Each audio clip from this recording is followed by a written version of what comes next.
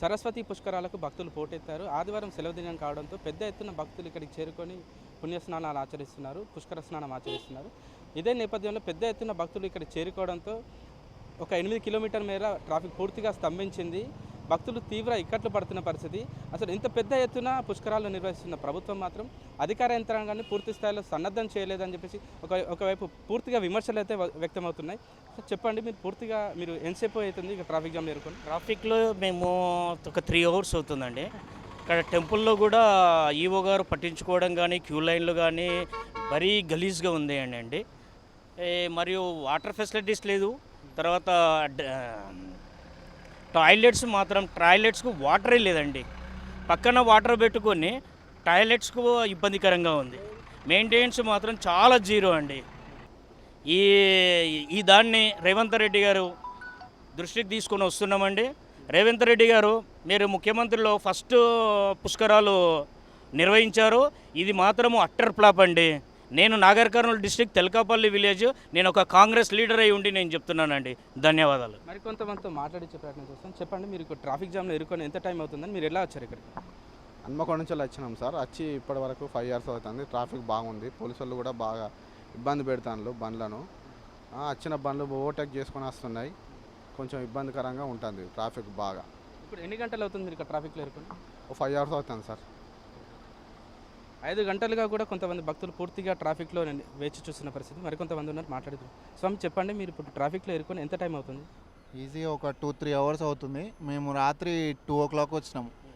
అక్కడి నుంచి చూసుకుంటే వచ్చినప్పటి నుంచి ట్రాఫిక్లో వస్తూనే ఉన్నాం. క్లచ్ బ్రేక్ వస్తూనే ఉన్నాం తప్ప అసలు ఎంత దూరం ఉందో కూడా తెలియదు. భూపాలపల్లి వరకు ఉందా లేకపోతే ఇంకా వరంగల్ వరకు ఉందో ట్రాఫిక్ తెలియదు. ఈ ట్రాఫిక్ జామ్ సంబంధించి మీకు ఎవరైనా అధికారులు ముందు ట్రాఫిక్ జామ్ ఉంది జాగ్రత్త వెళ్ళాలని మీకు ఏమైనా సూచన చేశారా? ఏ సూచన లేదు, ఏ ఇన్ఫర్మేషన్ లేదు. సండే అని ఎక్స్పెక్టెడ్ ట్రాఫిక్ అని, మరి ఇంత ఎక్స్పెక్టెడ్ అనేది ఇంత ఉంటుందని ట్రాఫిక్ అనుకోలేదు. అందుకే నైటే వచ్చినాం. బట్ దర్శనానికి కూడా వెళ్ళలేకపోయినాం మేము. అక్కడ అంత ట్రాఫిక్ ఉంది, జనాలు కూడా అంత రష్ ఉన్నారు అక్కడ. చాలా రాత్రి వచ్చిన వాళ్ళు కూడా ఇప్పటికీ దర్శనం చేసుకోవాలని చెప్తున్నారు. కొంతమంది చిన్నపిల్లలు వేసుకొని ఇక్కడ ఎండలో పడిగాపులు కాసిన పరిస్థితి. చెప్పండి అమ్మ, మీకు ఏ విధంగా ఇబ్బంది అవుతుంది? ట్రాఫిక్ మెయిన్ అండి. అండ్ సరైన సౌకర్యాలు ఉంటే కాస్త అర్లీగా దర్శనం కూడా అయ్యేది అనుకుంటా. అంత దూరం వచ్చి స్వామివారిని దర్శనం చేసుకోవడానికే కదా హైదరాబాద్ నుండి వచ్చాం. మిడ్ నైట్ పిల్లలతో ఇలా ఇబ్బంది అవుతుందని ఎక్స్పెక్ట్ చేసి మిడ్ నైట్ వచ్చేసాం, రీచ్ అయ్యాము. బట్ దర్శనం కూడా అవ్వలేని పరిస్థితి. పుష్కరాల నిర్వహణను పూర్తిగా ప్రెస్టేజ్ తీసుకున్న గవర్నమెంట్ ఒక 35 కోట్లు కూడా నిధులు కేటాయించారు. అంత నిధులు కేటాయించిన ప్రభుత్వం సౌకర్యాలు ఏర్పాటు చేయాలంటే మీరు ఏ విధంగా చూడండి? నిధులు కేటాయించిన కోట్లు కనబడాలి కదా. అది పార్కింగ్ ప్లేస్ కొంచెం ఎక్కువ ఎక్స్పాండ్ చేయాలి. ఎందుకంటే జనాలు ఇబ్బంది పడుతున్నారు. ఇప్పుడు అంతా ఫారెస్ట్ ఏరియా.